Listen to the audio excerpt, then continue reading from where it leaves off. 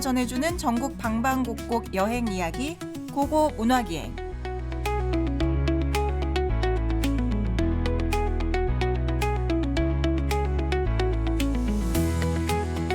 고고 문화기행 서수민 리포터와 함께합니다. 어서 오세요. 안녕하세요. 리포터 서수민입니다. 네, 오늘은 어떤 문화재 소식 준비하셨나요? 네, 올해 만약에 대왕암공원에서 해돋이를 감상하셨다면 최근에 보셨을 수도 있는 문화유산에 대해서 알려드리려고 합니다. 울산에는 간절곶을 비롯해서 크게 세 가지의 해돋이 포인트가 있는데요. 그중 하나가 이 울산 동구의 대왕암공원이고요. 특히 이것과 대왕암 사이로 떠오르는 해를 보는 게 장관입니다. MC님 혹시 이게 어떤 건지 감이 오시나요? 글쎄요, 대왕암 근처라고 하면은 혹시 등대인가요? 맞아요. 오. 네, 오늘 소개해드릴 문화유산은 바로 울기등대인데요. 실제로 보신 분들은 아시겠지만 그곳에는 등대 2개가 나란히 있습니다. 그중에 먼저 세워진 구등탑이 2004년 9월 4일에 문화유산으로 지정됐습니다. 네, 이 등대는 바다가 있는 지역이면 쉽게 볼 수는 있잖아요. 네. 그런데 울기등대가 문화유산이 될 수 있었던 이유가 궁금해지거든요. 네, 이 바다의 내비게이션이라고도 불리는 등대가 전국 곳곳에 있지만 문화유산으로 지정된 곳은 단 23개인데요. 그중에 제9호가 울산의 울기등대입니다. 울기등대가 문화유산으로 지정된 이유를 알기 위해서는 먼저 옛날에 등대가 가진 역사부터 살펴볼 필요가 있는데요. 자세한 설명을 국가유산청 문화유산위원으로 활동하고 계신 배재대학교 김종헌 교수님께 들어볼 수 있었습니다. 함께 듣고 오시죠. 등대는 안전과 아주 밀접한 관련을 짓고 있는데 13세기, 그러니까 고딕 시기를 우리는 중세의 암흑기라고 하고 있습니다. 실제로 고딕 시기에는 문명의 발전이 아주 극적인 상황에 이르는 시기라고 볼 수 있는데 이렇게 문명이 발전이 되고 있음에도 불구하고 이걸 암흑기라고 하는 것은 당시에 이제 수도원의 자적적인 생활에 의해서 해변가에 등대가 없어서 컴컴하기 때문에 암흑기라고 하는 것입니다. 그런데 이제 16세기에서 17세기에 들어서면서 유럽에 등대가 들어서기 시작합니다. 이때부터 국제적 관계가 이루어지게 되고 이 등대를 통해서 국제적인 네트워크 형성이 되게 됩니다. 국제적 네트워크는 결국 이 국가의 어떤 힘을 상징하게 되었고 결국 등대는 어떤 제국의 상징과 같은 국가적인 요소가 되었습니다. 그래서 당시에 등대는 오늘날의 AI 기술처럼 국가가 지닌 모든 총체적인 기술이 집중된 시설이었습니다.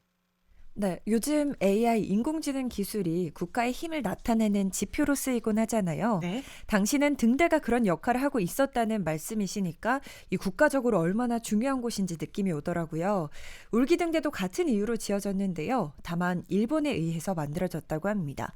러일 전쟁 시기에 동해와 대한해협의 해상을 장악하기 위해서 급하게 나무를 세우고 그 위에 불빛을 얹어서 등대의 기능을 할 수 있도록 만들었고요. 1906년 3월 24일에 점등하게 됩니다. 부산과 북한 원산을 잇는 동해안에서 가장 먼저 켜진 등대고요. 당시 아주 중요한 역할을 했다고 합니다. 네, 처음엔 생각보다 간단하게 만들어졌네요. 그렇다면 현재 우리가 볼 수 있는 모습을 갖추게 된 건 언제부터인가요? 이게 한 번에 변화한 건 아니고요. 단계적으로 바뀌었습니다.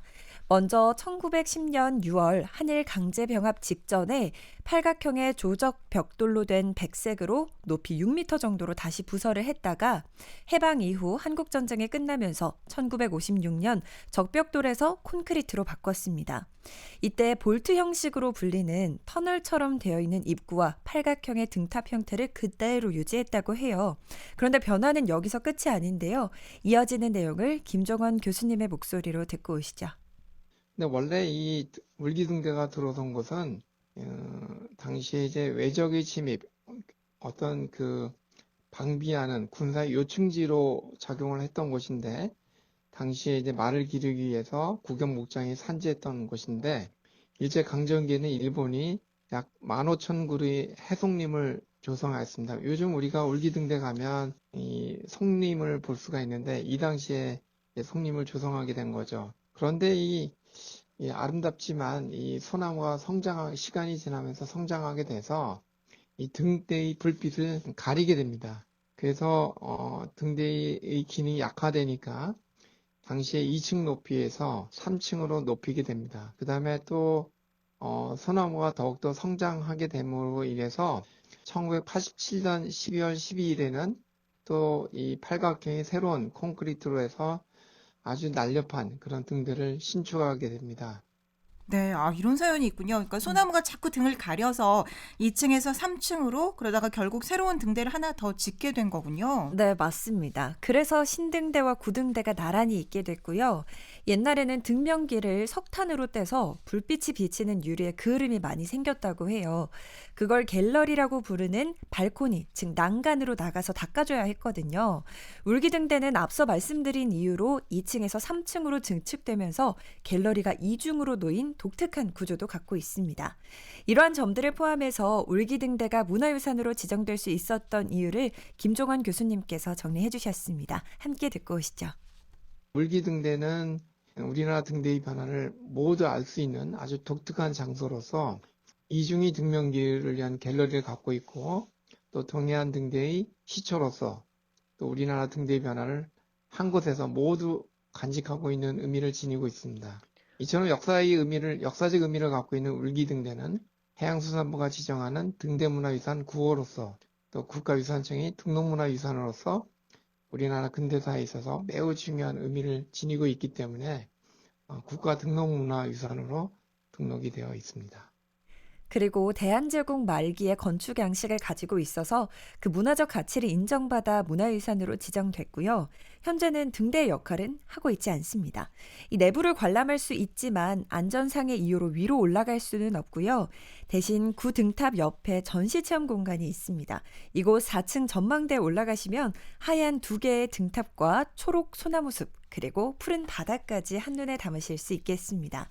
그리고 또 이 대왕암 공원이 산책하기 너무 좋은 곳이잖아요. 네.